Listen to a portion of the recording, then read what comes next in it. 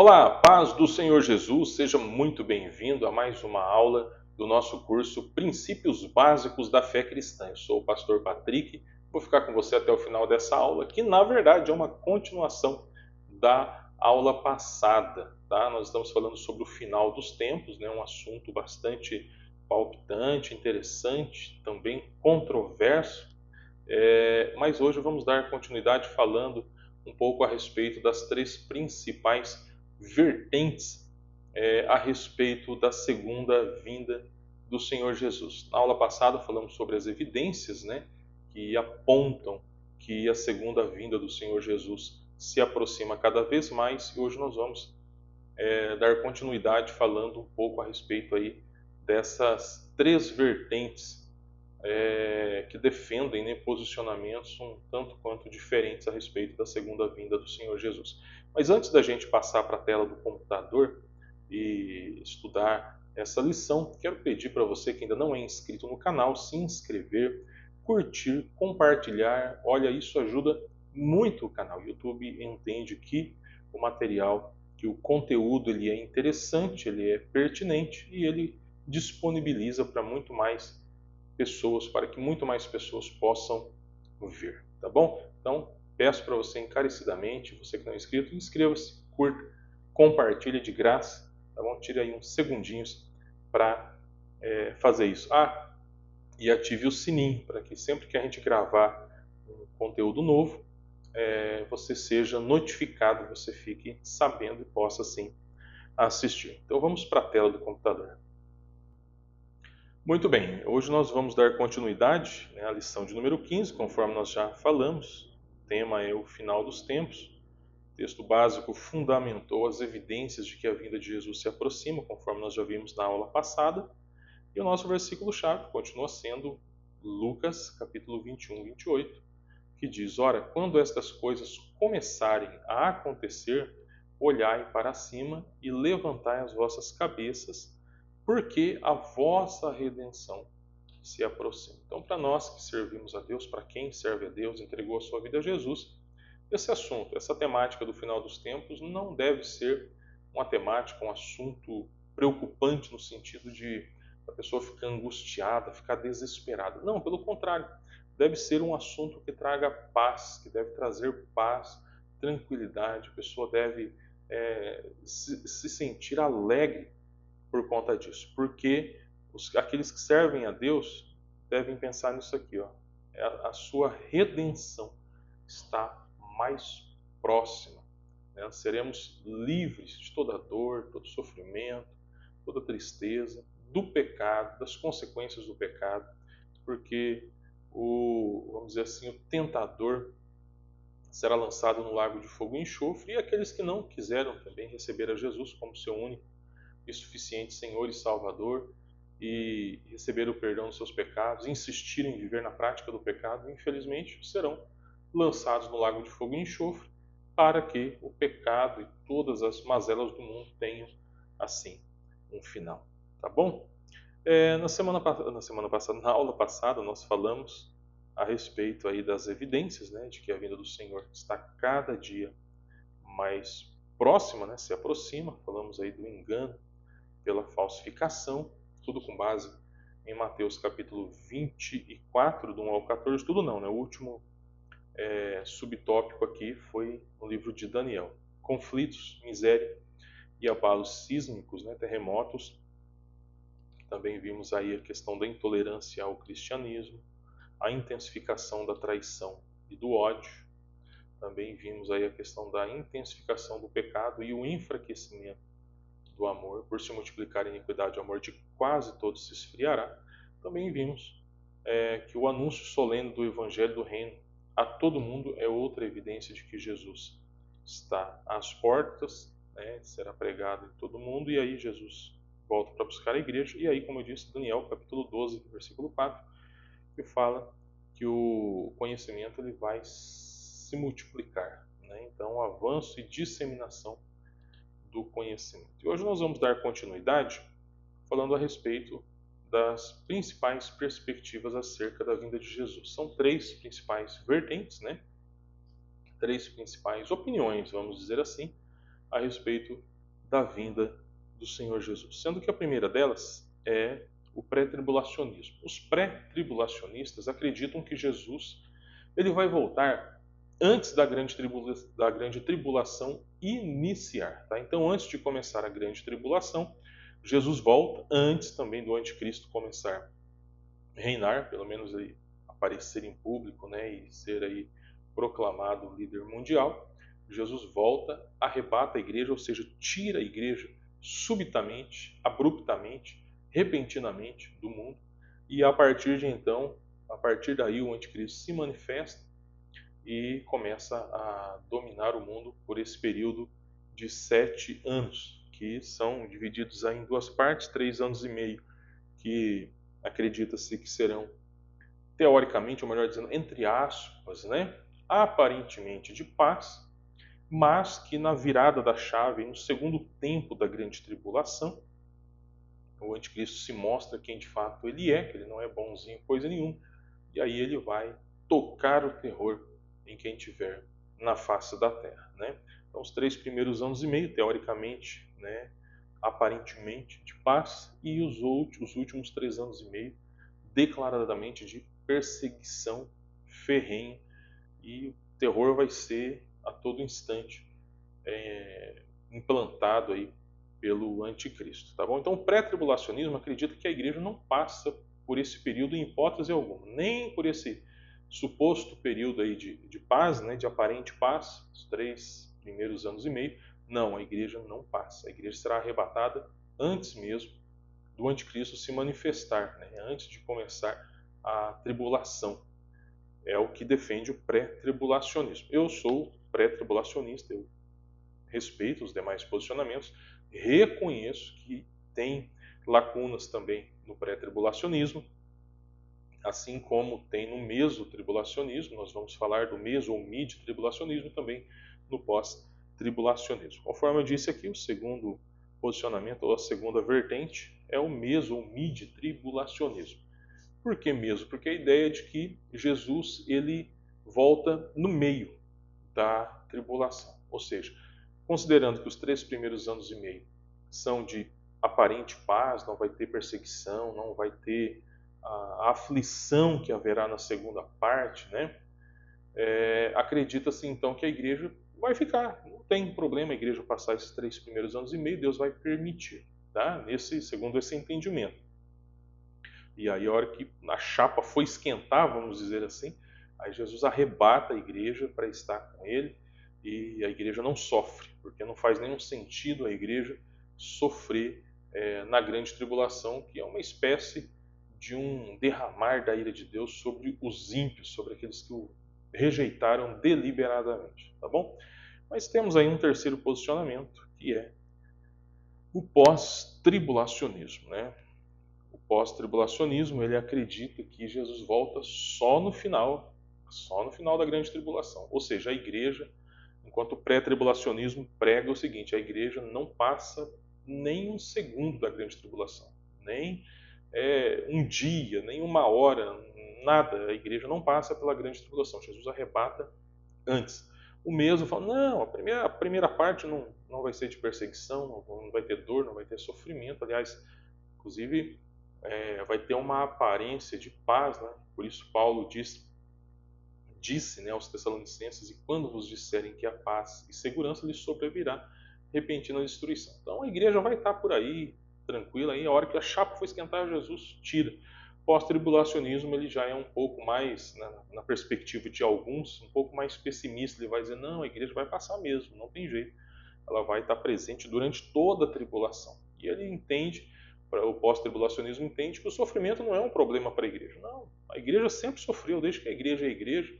O servo de Deus sofre, é perseguido, é assim mesmo. Então não tem problema, a igreja ela vai passar pela grande tribulação. Então nós vamos ver os posicionamentos de uma forma mais detalhada, os prós e os contras. Eu volto a dizer que eu respeito os demais posicionamentos também. Os grandes estudiosos a respeito da escatologia, os eruditos, eu não sou um deles, né? Eu sou um estudioso, eu estudo, claro, estudei inclusive para estar ensinando aqui, mas eu nem de longe estou querendo me comparar, né, aqueles que se debruçaram de uma forma muito mais detida, muito mais consistente do que eu, né? Então, digo aí os escritores, né, como escritores de teologia sistemática, poderia citar aí o Wayne Grudem, poderia citar o Strong, Rod, Berkoff, poderia citar Norman Geisler, entre tantos outros, né, bons escritores, mas eu tenho um posicionamento, mas eles com certeza se respeitam, mesmo tendo também cada um deles o seu posicionamento, eles respeitam o posicionamento dos demais e reconhecem que não tem como fechar completamente o assunto dentro de uma visão, dentro de uma vertente dessa. Todas elas deixam alguma coisa a desejar. Mas é importante estudarmos os três posicionamentos e ver o que se adequa melhor ao que a Bíblia nos revela, né? E assim termos então uma visão, uma perspectiva geral a respeito da segunda vinda de Jesus. Muito bem, então vamos lá. Primeiro a gente vai começar já aqui contrariando já o mesotribulacionismo, né? Eu escrevi aqui na lição que não é razoável supor que Jesus voltará no meio da tribulação, ainda que se considere que a sua primeira metade, ou seja, os 3 primeiros anos e meio, ainda que eles sejam aparentemente pacíficos, conforme nós lemos lá em 1 Tessalonicenses 5,3, que eu citei aqui para você, e quando vos disserem que a paz e segurança lhe sobrevirá repentina destruição. E por que isso não é razoável? Veja bem, porque uma vez que durante esse período será impossível viver sem a marca da besta, conforme podemos ler aqui em Apocalipse. Eu vou até salvar aqui, vamos agora jogar aqui na Bíblia Online para a gente conferir o texto. Os salvos teriam que aceitá-la para viver dentro dessa paz que será proposta. Mas isso é inconcebível aos servos de Deus. Então veja bem, para que os cristãos pudessem viver esses 3 primeiros anos e meio aqui na Terra, eles teriam que aceitar a marca da besta. Porque, olha só, vamos ver o que diz aqui Apocalipse 13, 16 e 17. Vamos dar um Ctrl V aqui e vamos procurar os textos. Vamos ver se vai dar aqui, ó, isso. 13, 16 e 17, certo? Olha só o que diz o texto. E faz que a todos, pequenos e grandes, ricos e pobres, livres e servos, lhe seja posto um sinal na sua mão direita ou nas suas testas, para que ninguém, preste atenção nisso aqui, para que ninguém possa comprar ou vender, senão aquele que tiver o sinal, ou o nome da besta, ou o número da besta. Então, quem não tiver a marca, vamos generalizar aqui, né? Tomar como algo genérico, aquele que não tiver a marca, o sinal da besta, não compra e não vende. Se você não compra e não vende, como que você vai sobreviver na face da terra? Ou seja, isso passa a ser algo impossível, né? Agora, os cristãos vão aceitar isso, servos de Deus? Vamos ver o que diz Apocalipse 14, 9 ao 11. Apocalipse 14, 9 ao 11. Vamos dar mais uma vez, Ctrl V. E está aqui o texto, Apocalipse 14, 9 a 11. E seguiu-os o terceiro anjo, dizendo com grande voz: se alguém adorar a besta e a sua imagem e receber o sinal na sua testa ou na sua mão, também, veja bem, também indica que se ele não receber, ele não vai, se ele não aceitar a marca, ele não vai receber o cálice, não vai participar do derramar do cálice da ira de Deus. Então, também este beberá do vinho da ira de Deus, que se deitou, não misturado, no cálice da sua ira, e será atormentado com fogo e enxofre diante dos santos anjos e diante do Cordeiro. E a fumaça do seu tormento sobe para todo sempre, e não tem repouso nem de dia, nem de noite os que adoram a besta e a sua imagem, e aquele que receber o sinal do seu nome. Então, em hipótese alguma, o cristão ele vai poder receber. Mas é interessante que dá a ideia de que vai ter alguém durante a grande tribulação aqui que pode ou não receber essa marca. É um tom de advertência, né? Também este beberá, né? Que diz aqui que se alguém, né, se alguém adorar a besta, a sua imagem, também este beberá do vinho da ira. E aí, será que vai ter algum cristão, então, durante o período da grande tribulação? Provavelmente vai. A parábola das 10 virgens fala de 5 virgens prudentes. Veja bem, todas as 10 eram virgens, todas as 10 estão relacionadas aí à igreja de forma metafórica, né? Só que 5 estavam aguardando o noivo e tinham azeite suficiente para manter as suas lamparinas acesas. 5 não se prepararam. Então as que foram chamadas por Jesus na parábola de loucas de Nesse, elas ficaram em trevas, mas elas tinham um conhecimento do noivo, sabiam que o noivo iria chegar, mas não se prepararam, faltou preparo, mas elas tinham a consciência. Então nós entendemos, né, o pré-tribulacionismo entende, que quem é que vai ser arrebatado na segunda vinda de Jesus? Os salvos, aqueles que estiverem vigilantes, aguardando pela vinda do Senhor, santificando as suas vidas, né, constantemente em Cristo Jesus. Essas pessoas, esses cristãos, serão arrebatados. Mas aqueles crentes que estão lá, eles sabem, conhecem a palavra, sabem que Jesus vai voltar, ou pelo menos sabem no sentido epistemológico, ou seja, do conhecimento. Sabe, Jesus vai voltar, mas ele não está dando aquela importância. Não, Jesus vai voltar, mas não vai ser hoje, não. Talvez mais para frente, ou então amanhã eu me conserto. Vai levando a vida do jeito que dá, vai empurrando a vida com a barriga, no dizer popular, né? E aí Jesus volta, ele não é arrebatado. Só que ele tem a consciência que ele não pode aceitar a marca da besta. E aí, o que vai acontecer? Se ele não aceitar a marca da besta, primeiro, ele não consegue comprar e nem vender. Ele não consegue comprar e nem vender. E aí vai morrer de fome, não tem solução para ele, né? Então é muito complicado essa situação para quem não estiver preparado para a segunda vinda de Jesus. Mas, grosso modo, é impossível, então, que o cristão genuíno aceite a marca. E se é impossível que ele aceite a marca, também é impossível que ele viva sem a marca. Então, só resta uma alternativa para a igreja como um todo, ser arrebatado anteriormente. E os crentes displicentes vão padecer, porque não vão conseguir comprar ou vender. Tá certo? Continuando aqui, olha só. Sustentar que Jesus voltará somente no final da grande tribulação implica ou resulta no mesmo problema do mesmo tribulacionismo. Como que esses irmãos vão chegar até o final da grande tribulação se eles não aceitarem a marca da besta? Como que os irmãos vão chegar até o final da grande tribulação? Não existe uma resposta plausível para isso, tá? Então, continuando aqui, é no mínimo estranho, né? No mínimo bem estranho, admitir que a igreja passará pela grande tribulação, uma vez que a tribulação é o derramar da ira de Deus, conforme podemos ler aqui em Apocalipse capítulo 14, 9 e 10, e a igreja não foi destinada para isso, tá? Então, olha o que disse o apóstolo Paulo quando escreveu aos Tessalonicenses, no capítulo 5, versículo de número 9. Né? Então, como nós já vimos aqui, também este beberá do vinho da ira de Deus. Então, a grande tribulação será um derramar aí do cálice da ira de Deus. Enquanto isso, o apóstolo Paulo ele ensinou o seguinte: porque Deus não nos destinou para a ira. Falando nós, ele está falando para quem? Está falando para a igreja, para os irmãos de Tessalônica. E está se incluindo como irmão, como crente, como cristão. Tá?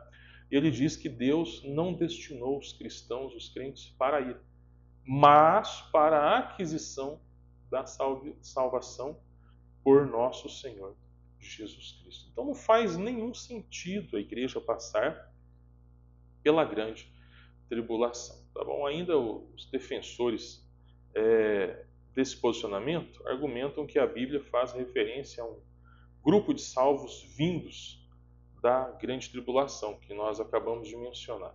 Quer ver? Vamos jogar aqui, vamos ler o texto, né? Rapidinho aqui, rapidamente. Apocalipse 7,14, que diz: E eu disse-lhe, Senhor, tu sabes. E ele disse: Estes são os que vieram da grande tribulação, e lavaram as suas vestes e as branquearam no sangue do Cordeiro. Então tem gente que vai vir da grande tribulação. E vi tronos e assentaram-se sobre eles, e foi-lhes dado o poder de julgar. E vi as almas daqueles que foram degolados pelo testemunho de Jesus e pela palavra de Deus, e que não adoraram a besta. Veja bem, então tem pessoa que não vai adorar a besta. O que vai acontecer com eles? Se eles conseguirem passar para o segundo tempo. No primeiro tempo, sem a marca da besta, não compra e não vende, certo? Correto? Então, como que eu vou no mercado, vou comprar alguma coisa? Como que eu vou receber pelo meu trabalho? Não recebe, você não compra, você não consegue fazer transação comercial monetária de espécie alguma. Mas sei lá, eu tinha um estoque de comida muito grande, tal, consegui chegar na metade da tribulação, né? Aí se é o mesmo tribulacionista vai falar, não, aí Jesus arrebata. Mas o pós-tribulacionista vai dizer não, ele vai até o final. Que jeito? Ele vai ser perseguido e vai ser morto. Diz que fala aqui de um grupo de pessoas que foram degoladas ou serão degolados pelo testemunho de Jesus e pela palavra. Mas eles não adoraram e que não adoraram a besta nem a sua imagem e não receberam o sinal em suas testas nem em suas mãos e viveram e reinaram com Cristo durante 1000 anos. Então eles foram aprovados pelo Senhor porque não negaram a fé, foram recebidos para reinar com Cristo durante 1000 anos, que é um outro assunto polêmico, muito polêmico, que a gente vai tratar aqui na lição ainda, tá bom? Então, continuando aqui, ó. Entretanto, provavelmente essa seja uma referência, nós já falamos, né, aos crentes negligentes que não estarão aguardando a vinda de Jesus em vigilância, conforme podemos ver na parábola das 10 virgens. Nós não vamos ler, que é um pouco extenso aqui, né? Mas nós já mencionamos, e você pode ler, dá uma pausa aí no vídeo e ler, né, o capítulo 25, do 1 ao 13, é muito importante. E também a judeus convertidos durante a tribulação. Então muitos judeus podem vir, eu acredito que vão se converter sim durante a grande tribulação, né? E ao se converter ao Senhor Jesus não vão aceitar a marca do anticristo, tá bom? Então, eu escrevi aqui, parece ser mais razoável, né? Parece ser mais razoável entender que Jesus virá antes da tribulação para arrebatar os salvos e imediatamente após o arrebatamento, a grande tribulação será instaurada, ou seja, ela vai ter o seu início. Então nós temos aí algumas outras boas razões para acreditar assim, para sustentar o pré-tribulacionismo. Vou reafirmar aqui, nós respeitamos os outros posicionamentos, tá? E reconhecemos que o pré-tribulacionismo não resolve todos os problemas, tá? Sempre haverá um possível questionamento. Então vamos lá. Primeiramente, primeiro argumento favorável ao pré-tribulacionismo. Primeiro, Jesus prometeu exatamente o seguinte: virei outra vez e vos levarei para mim mesmo. João capítulo 14, versículo 3. Jesus prometeu nos levar para si na sua vinda, o que claramente implica em nos retirar da terra. Então, onde fica o arrebatamento? Se a igreja passa pela grande tribulação, ou qual o significado do arrebatamento se a igreja passa pela grande tribulação? Não parece fazer nenhum sentido. Segundo, Paulo ele foi muito claro ao afirmar que a segunda vinda do Senhor será marcada pelo arrebatamento, onde nós iremos nos encontrar com o Senhor nas nuvens, nos ares e não na terra. Aqui eu nem coloquei o texto, mas o texto é esse daqui, hein? Por isso que é importante a aula aqui. Vamos lá para 1 Tessalonicenses 4, lá no 4, mais fácil de encontrar aqui. Aí versículo 13, ó. Não quero, porém, irmãos, que sejais ignorantes acerca dos que já dormem, ou seja, aqueles que já morreram, estão descansando no Senhor, para que não vos entristeçais como os demais que não têm esperança.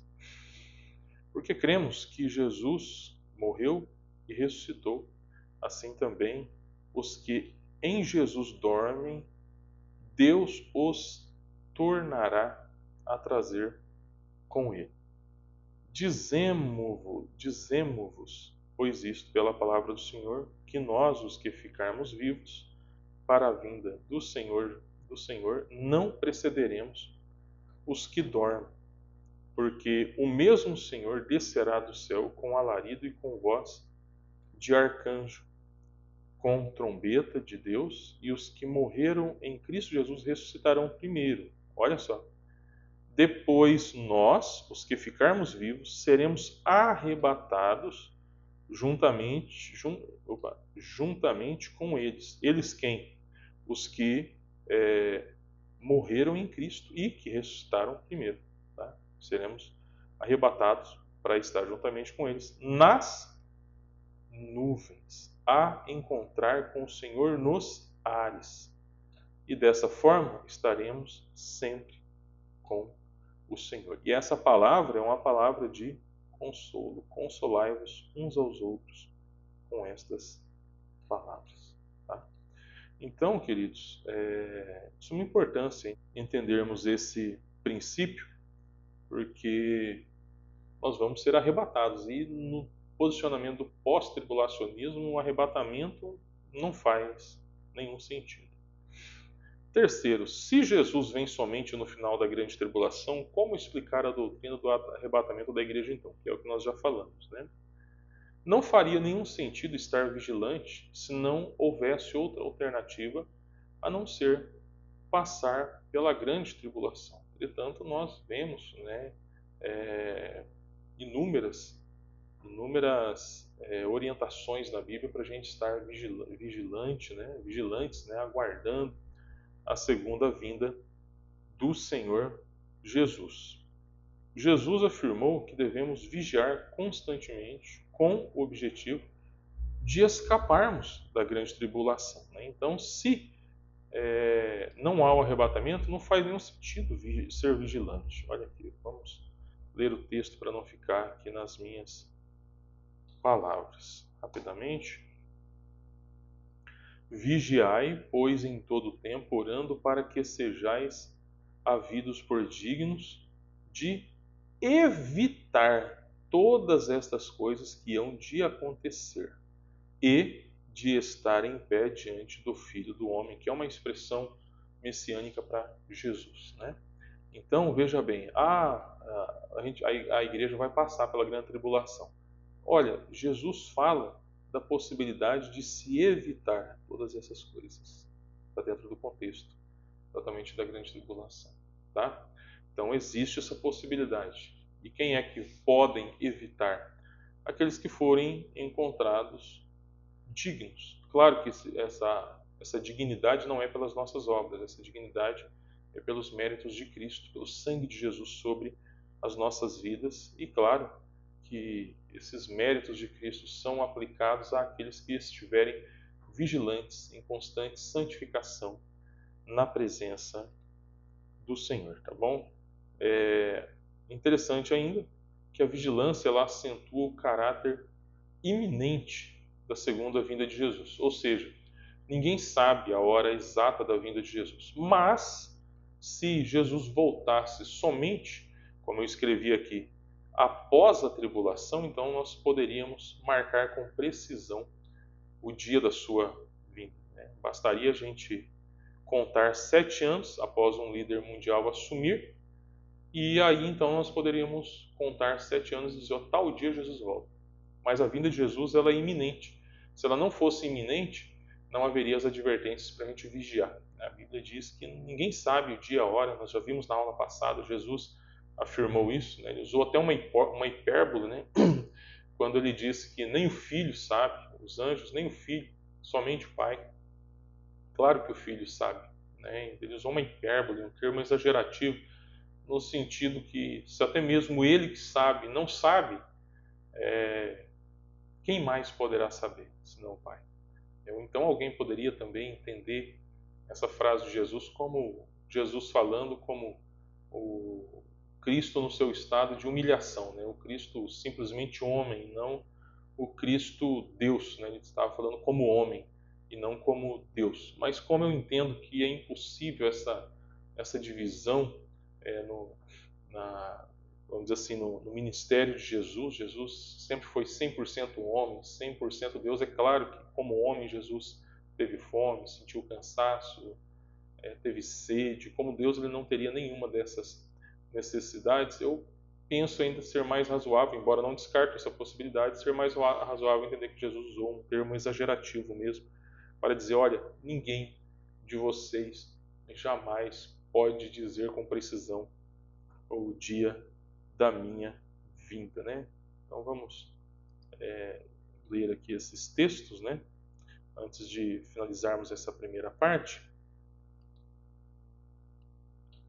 Ctrl V. Uma dica aí muito legal, né? Não ganho nada para fazer propaganda aqui dessa Bíblia Online que tem chamada.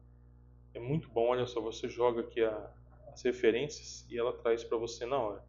Mateus 24, 36. Mas daquele dia e hora ninguém sabe, nem os anjos do céu, mas unicamente meu Pai. Mas daquele dia e hora ninguém sabe, nem os anjos que estão no céu, nem o Filho, senão o Pai. Então, termo aí, no entendimento exagerativo, para dizer assim, olha, ninguém será capaz de afirmar com exatidão o dia da minha vinda. E por fim, Jesus prometeu